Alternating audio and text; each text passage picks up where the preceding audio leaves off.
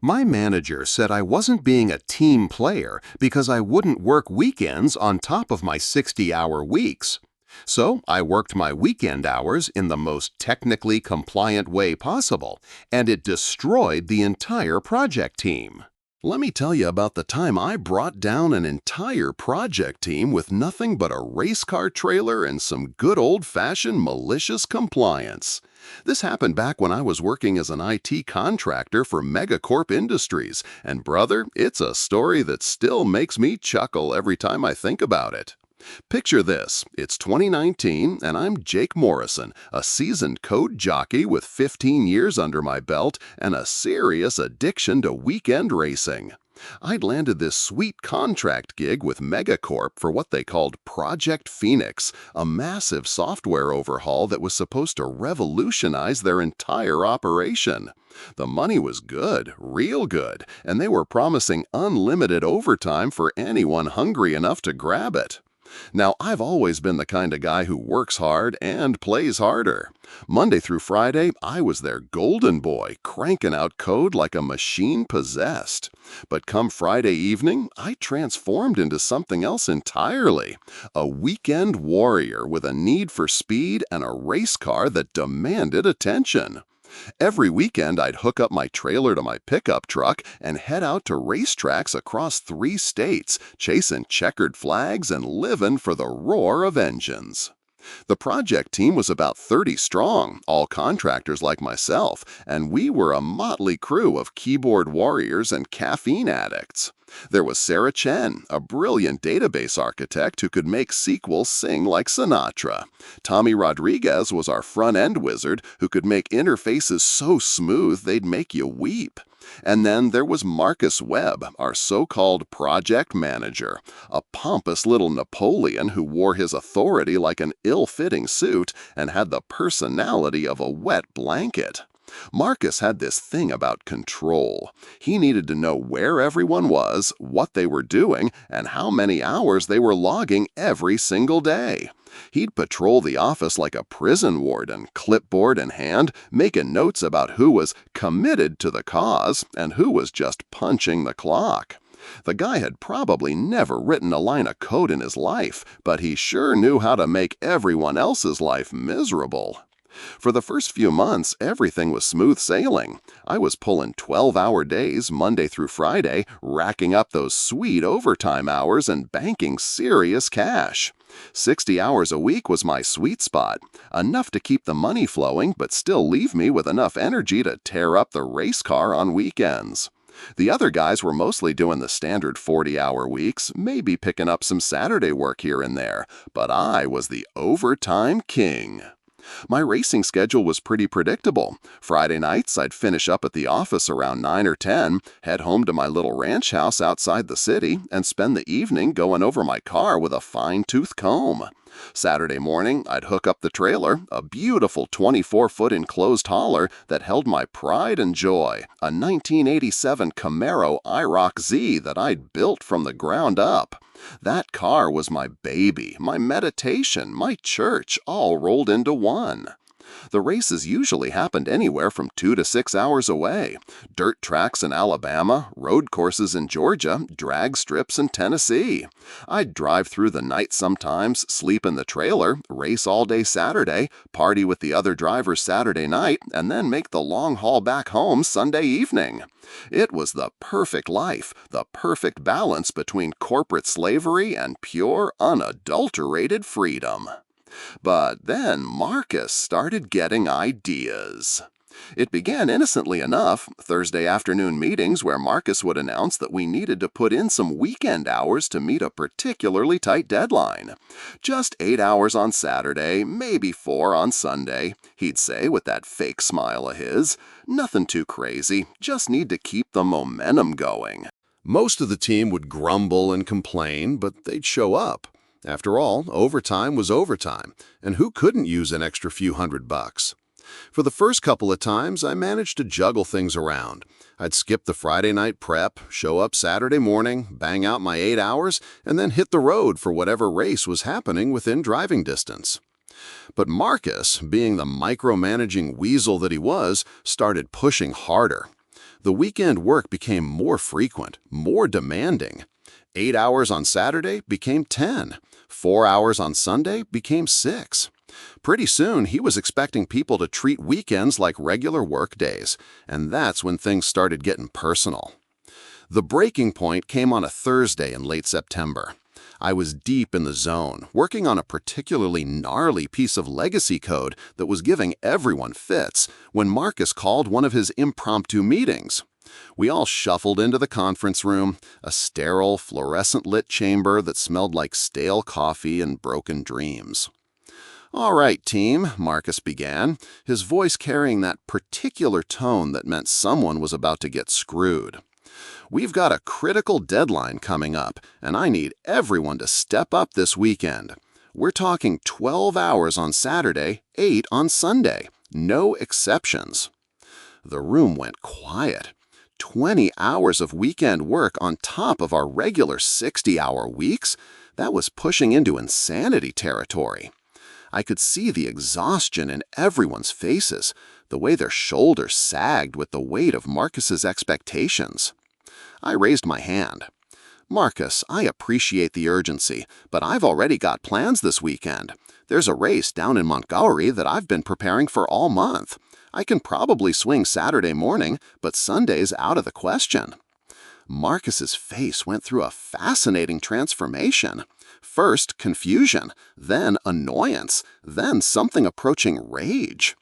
"Jake, we're all making sacrifices here. This project is bigger than any individual's hobbies." Hobbies? The way he said it, you'd think I collected stamps or played with model trains. This wasn't a hobby. This was my passion, my identity, my reason for getting up in the morning. But I kept my cool. "I understand that, Marcus, but I'm already putting in 60 hours a week. I've been doing my part and then some. I just need my weekends to recharge." That's when Sarah Chen spoke up. "Jake's right, Marcus. Most of us are barely keeping up with the regular schedule as it is.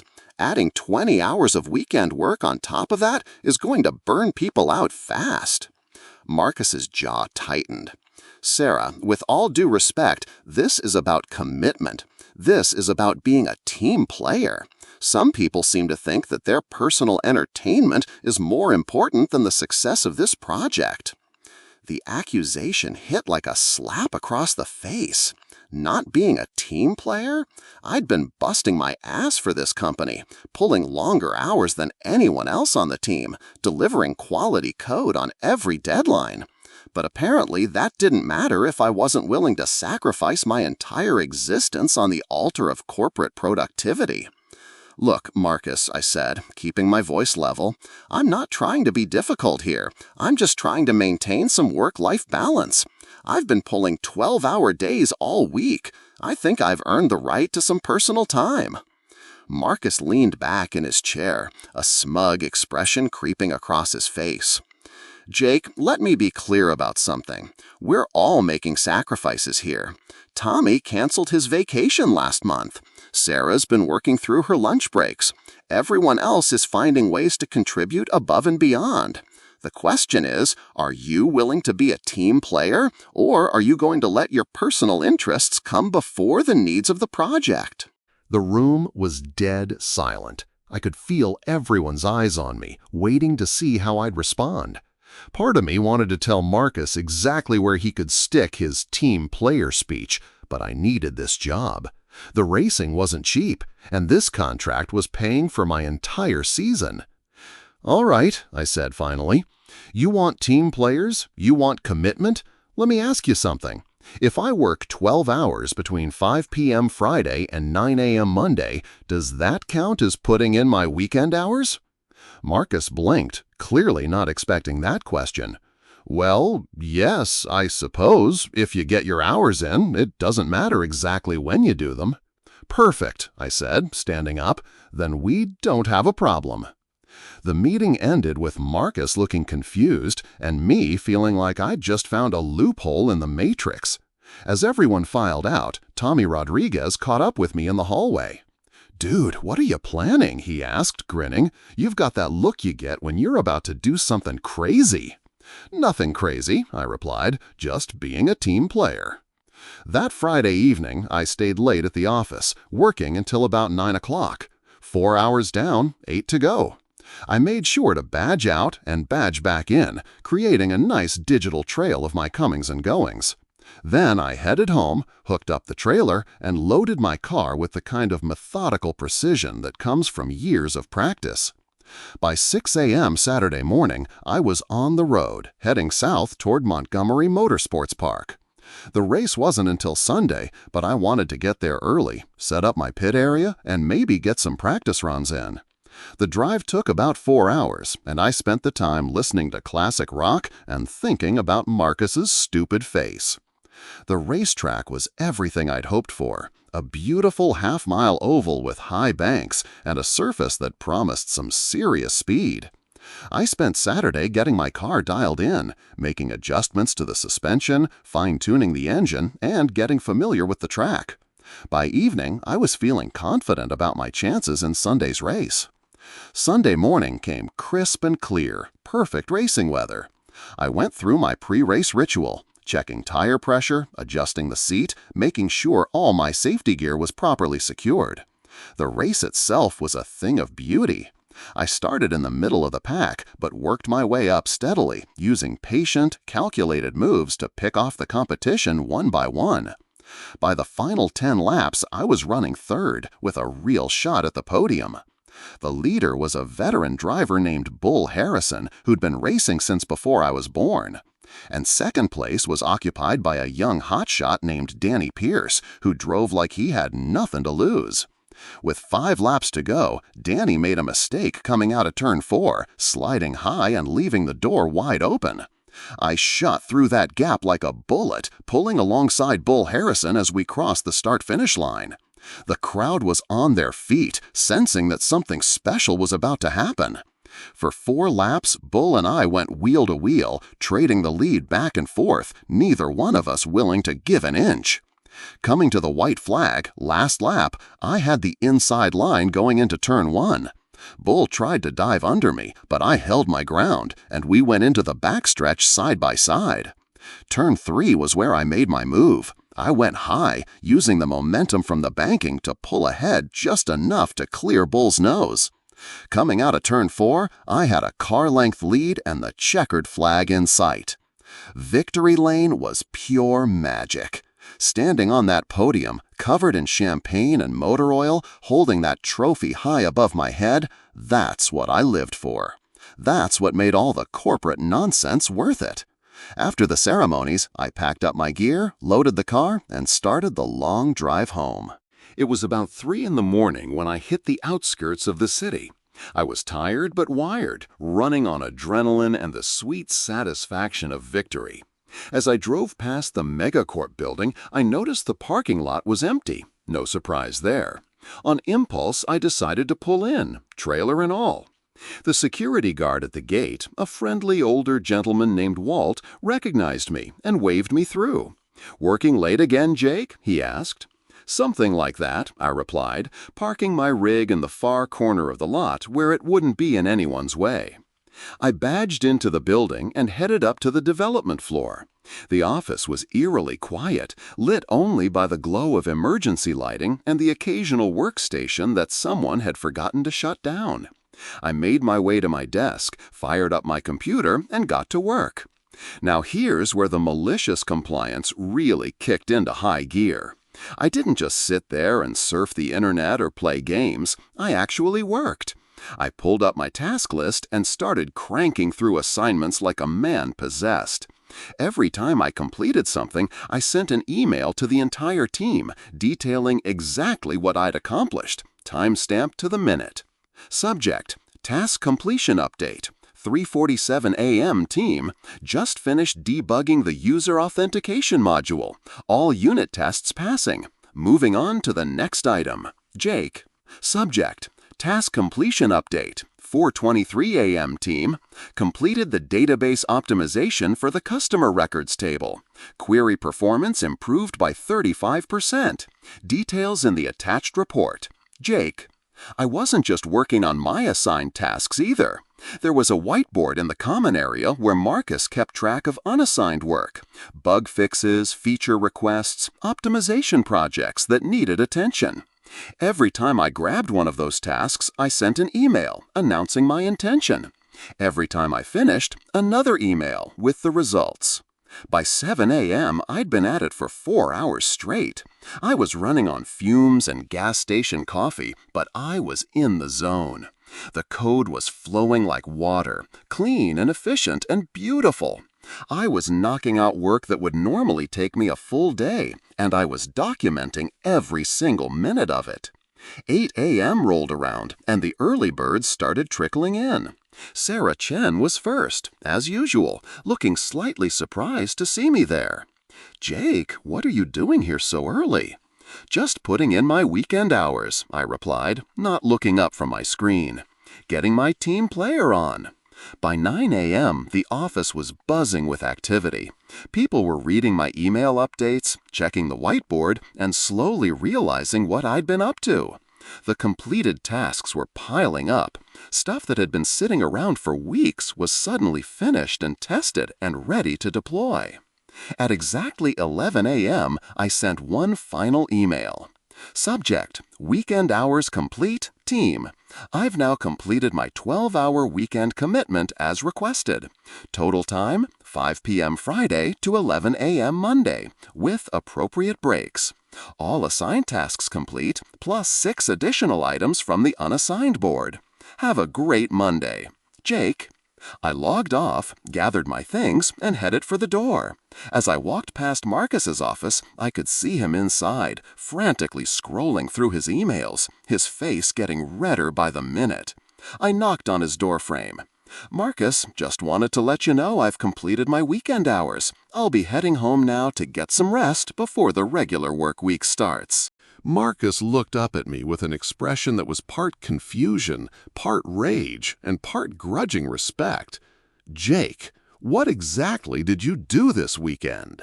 "I was a team player," I said simply. "Isn't that what you wanted?" I could see the wheels turning in his head, trying to figure out if I'd somehow violated company policy or broken some unwritten rule. But the truth was, I'd done exactly what he'd asked. I'd put in my 12 weekend hours, I'd completed my assigned work, and I'd gone above and beyond by tackling additional tasks. There was literally nothing he could complain about. "Well, we'll discuss this later," he said finally. "Looking forward to it," I replied, and headed home. The next few days were tense. Marcus was clearly furious about my weekend stunt, but he couldn't really articulate why. I'd followed his instructions to the letter, I'd been incredibly productive, and the quality of my work was undeniable. If anything, I'd made him look good by getting so much accomplished. But Marcus was the type of guy who couldn't stand being outsmarted, especially by someone he considered beneath him. He started looking for reasons to criticize my work, nitpicking code reviews and questioning my approaches to problems. The atmosphere between us grew increasingly hostile. The breaking point came about 2 weeks later. I was working on a particularly complex integration module when Marcus called me into his office. His expression was grim, and I could tell this wasn't going to be a friendly chat. "Jake, we need to talk," he said, closing the door behind me. "I've been getting some feedback about your attitude lately." "My attitude?" I asked, genuinely surprised. "What kind of feedback?" "Well, there's been some concern about your abrasive personality. Some people feel like you're not really fitting in with the team culture we're trying to build here." I sat back in my chair, processing what he just said. Abrasive personality? I got along great with everyone on the team. Sarah and I had lunch together at least twice a week. Tommy and I often stayed late working on problems together. Even the business stakeholders seemed to appreciate my work. "Marcus, I'm not sure I understand. Can you give me some specific examples of this abrasive behavior?" Marcus shifted uncomfortably in his chair. "Well, it's not really about specific incidents. It's more about the general vibe you give off, the way you handle disagreements. The weekend thing, for instance. That was technically correct, but it showed a lack of respect for the spirit of teamwork. And there it was. This wasn't about my personality or my attitude or any feedback from the team. This was about Marcus being embarrassed by my malicious compliance stunt and looking for a way to get back at me. "I see," I said slowly. "And who exactly has been giving you this feedback about my personality?" "Well, I can't really get into specifics, but it's come from several sources, including some of the business stakeholders." Business stakeholders? In my entire time on this project, I'd worked directly with exactly one business stakeholder, a sharp, no-nonsense woman named Linda Patterson, who represented the client side of the project. Linda and I had a great working relationship. She appreciated my direct communication style and my ability to translate technical concepts into business terms. "Marcus, I think there might be some miscommunication here. I've only worked with one business stakeholder, and our relationship has been very positive. Maybe we should—" "Jake, I'm not here to debate this with you. The decision has been made. We're going to have to let you go. Your contract will be terminated effective immediately, but we'll give you 3 weeks' notice to wrap up your current projects." The words hit me like a physical blow. Terminated. After months of working my ass off, of being one of the most productive members of the team, of solving problems that no one else could tackle, I was being fired for having an abrasive personality. "I assume you'll want to clear out your desk and head out for the day," Marcus continued. "We can discuss the transition of your responsibilities tomorrow." I stood up slowly, my mind racing. "Actually, Marcus, I think I'll stick around and finish out the day. I've got some critical code that needs to be completed, and I'd hate to leave the team hanging." Marcus looked surprised. That's not necessary, Jake. We can handle the transition." "I'm sure you can," I said, "but I'm a professional, and I believe in finishing what I start. I'll be here for the full 3 weeks, and I'll make sure everything is properly documented and handed off." That afternoon, word of my termination spread through the team like wildfire. People kept stopping by my desk, expressing shock and disbelief.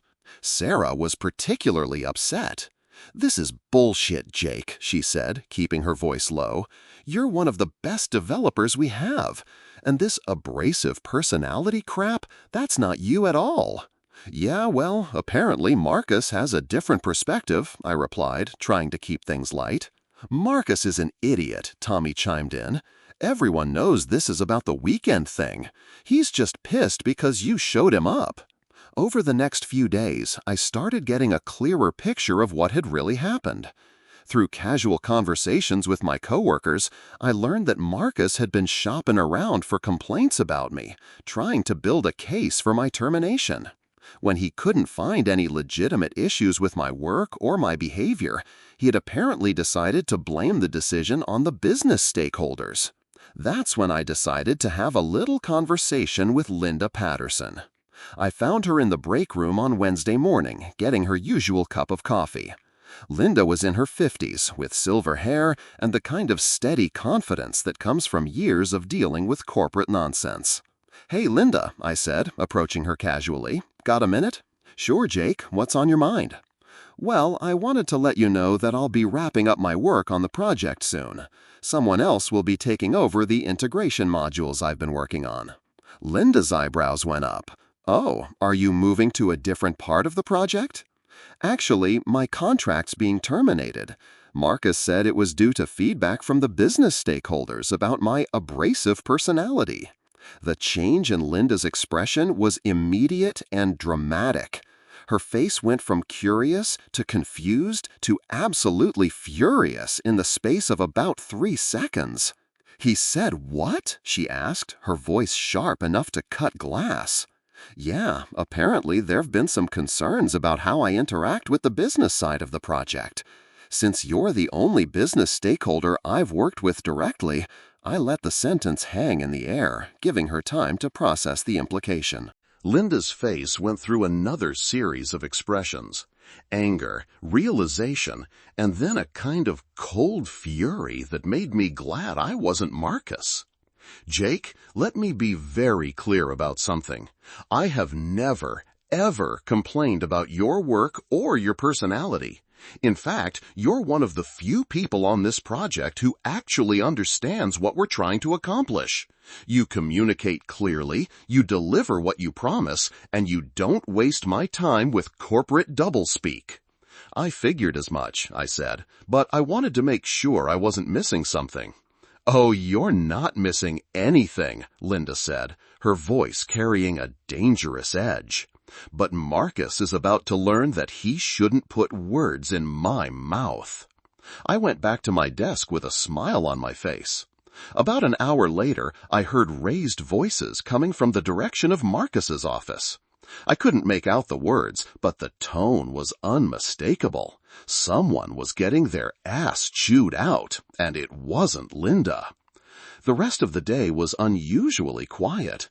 Marcus didn't come out of his office much, and when he did, he looked like he'd been hit by a truck. Around 4 o'clock, I started getting visitors. First was Jennifer Walsh from HR.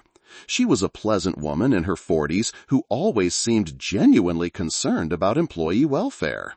Jake, I wanted to check in with you about your situation. I understand there might be some complications with your contract termination. Complications? I asked innocently. Well, without going into too much detail, it seems like there might have been some miscommunication about the reasons for the decision. I wanted to ask, would you be interested in staying on the project if we could work things out? Before I could answer, Dave Martinez, one of Marcus's peer managers, stopped by my desk. Hey, Jake, got a minute? I wanted to talk to you about possibly transferring to my team. We could really use someone with your skills, and I think you'd be a good fit. Then came Bill Thompson, the senior project manager who oversaw the entire Phoenix initiative. Jake, I'm hearing some concerning things about your situation. Look, I'll be straight with you. If you want to stay on this project, I can make it happen, but it's going to require some uncomfortable conversations with certain people. I need to know if you're interested before I start making waves. By the end of the day, I'd had similar conversations with 4 different managers, 2 HR representatives, and even the director of IT services. The message was clear. They wanted me to stay, but it was going to require throwing Marcus under the bus. The problem was, I'd already made my decision. While all this corporate drama was playing out, I'd been fielding calls from recruiters and scheduling interviews. By Thursday afternoon, I had a job interview lined up for Monday morning. When Jennifer from HR came back to get my final answer, I gave it to her straight. Jennifer, I appreciate everything you're trying to do, but I've already accepted another position. I start in 3 weeks, right after my notice period ends here. She looked disappointed, but not surprised. I understand, Jake. Can I ask what made you decide to leave? Honestly, if Marcus is willing to lie about business stakeholder feedback to justify firing me, what's to stop him from doing something similar in the future? I'd rather work somewhere where I don't have to watch my back all the time. The last week of my notice period was surreal. The office atmosphere had completely changed. People were walking around with shell-shocked expressions, and there was a constant undercurrent of whispered conversations. It took me a while to figure out what was happening, but eventually the picture became clear. My termination had been the last straw for a lot of people. The team had been under intense pressure for months, working long hours with no end in sight, and Marcus's management style had been wearing on everyone. When they saw that he was willing to fabricate reasons to fire productive team members, they decided they didn't want to stick around to see who might be next.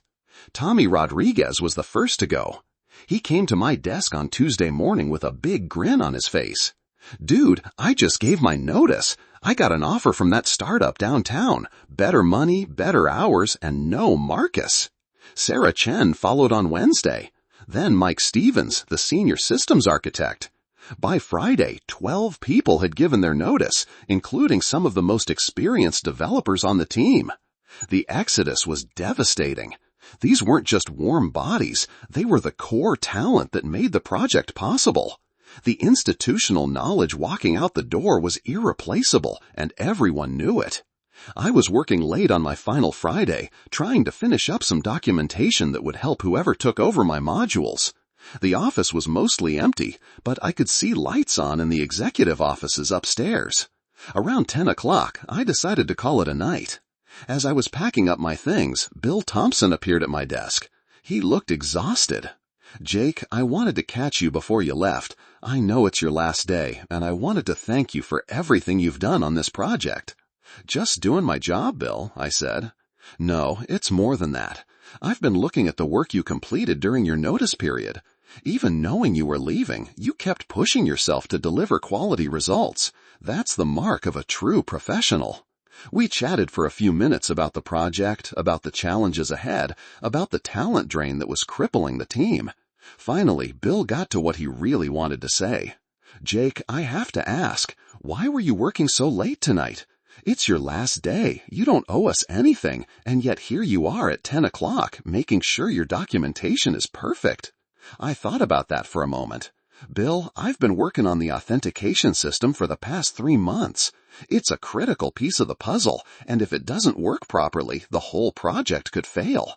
I'm the only person who really understands how all the pieces fit together. I wanted to make sure it was solid before I left, so nobody could say the problems were my fault." Bill nodded slowly. "And the other module you've been working on, the one with the API integrations?"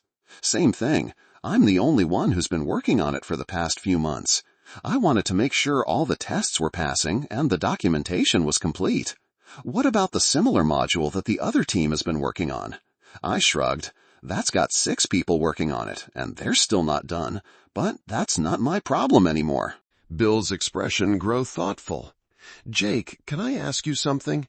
This whole situation with Marcus, do you think his decision to let you go was justified?" I chose my words carefully.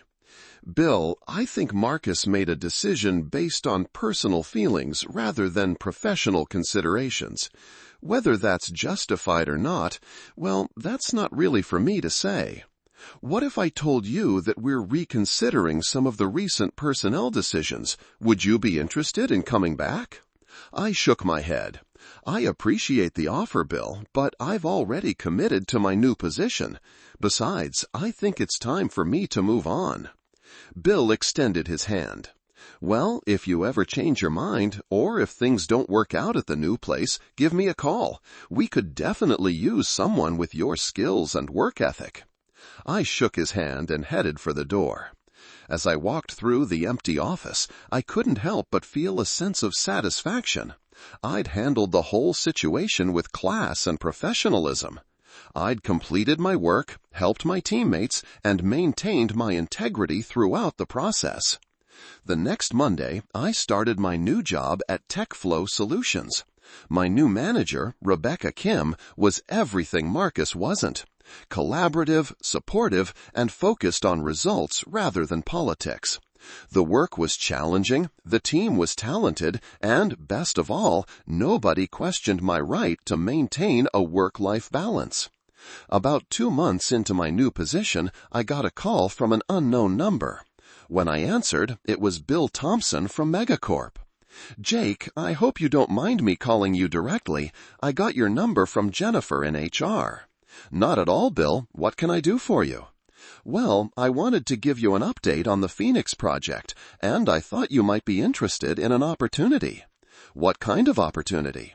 "First, the update. We've made some significant changes to the project structure. Marcus is no longer with the company. Neither are the other 3 contractors from his consulting firm.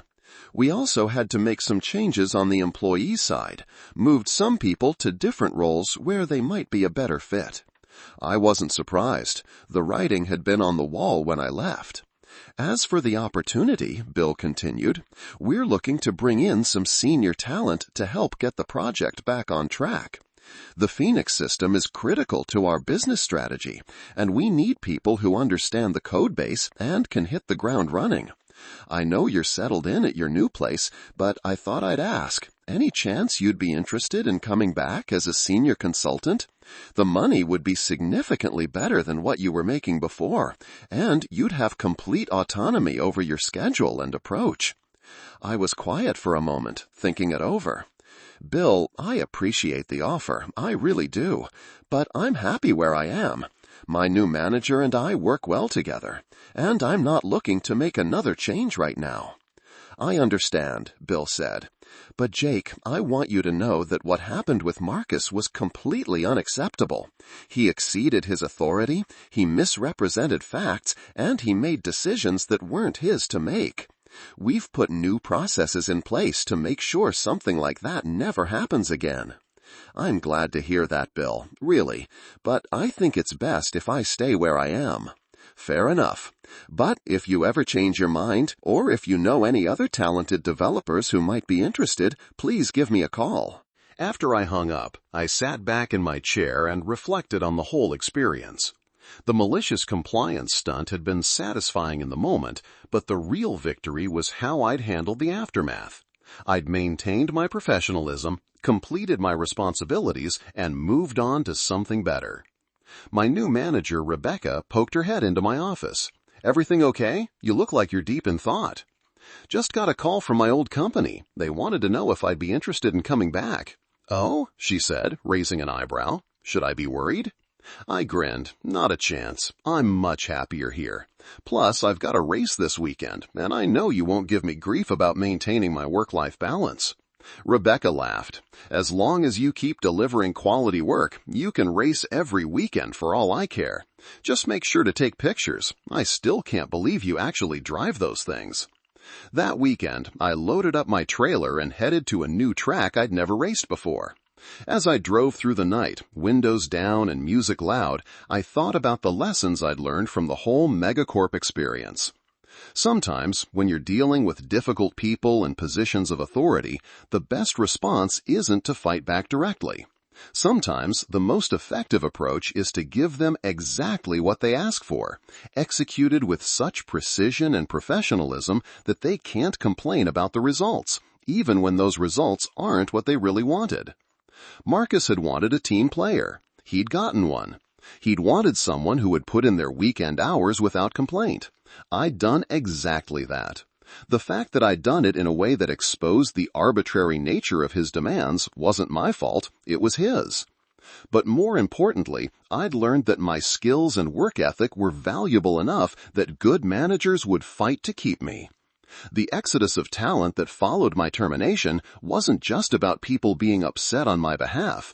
It was about people recognizing that if management was willing to make arbitrary decisions about someone who was clearly performing well, then nobody's job was safe. In the end, the best revenge wasn't the malicious compliance or the dramatic confrontation or even the satisfying phone call from Bill Thompson asking me to come back. The best revenge was moving on to something better and leaving the dysfunction behind. As I pulled into the pits at the racetrack, I could see the sun starting to rise over the horizon. Another weekend, another race, another chance to push myself and my car to the limit. This was what I lived for, not the corporate politics or the personality conflicts or the endless meetings about nothing. I'd found my balance again, and this time I was working for people who understand that happy employees are productive employees. People who recognize that passion projects and outside interests don't make you less committed to your work. They make you more well-rounded and creative and motivated. So that's my story, how I brought down a project team with nothing but a race car trailer and some good old-fashioned malicious compliance.